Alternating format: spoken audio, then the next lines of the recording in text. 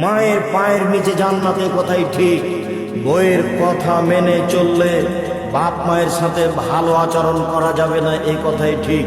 সবার বউ খারাপ, এ কথা ঠিক নয়। এমনটা হতে পারে আপনার স্ত্রী আপনার চেয়ে বেশি আপনার মাকে দেখে, এমনটা হতে পারে।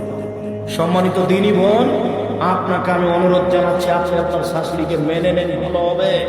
শাশুড়িকে মেনে নেন। শাশুড়ি যদি মাঝে মধ্যে বলে, আল্লাহ আমার বউটা ভালো, তুমি তাকে ভালো, তারাকে ভালো রাখিও, আপনার শাশুড়ির এই কথাটা আপনার জন্য অনেক।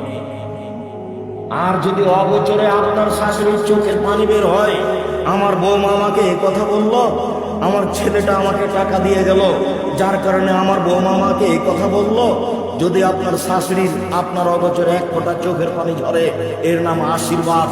আপনার স্বামী কোটি টাকা ইনকাম করলে সংসারে শান্তি হবে না, এই কথাই ঠিক। সম্মানিত দিনী ভাই বোন, বাপ মাকে সাদরে মেনে নিতে হবে।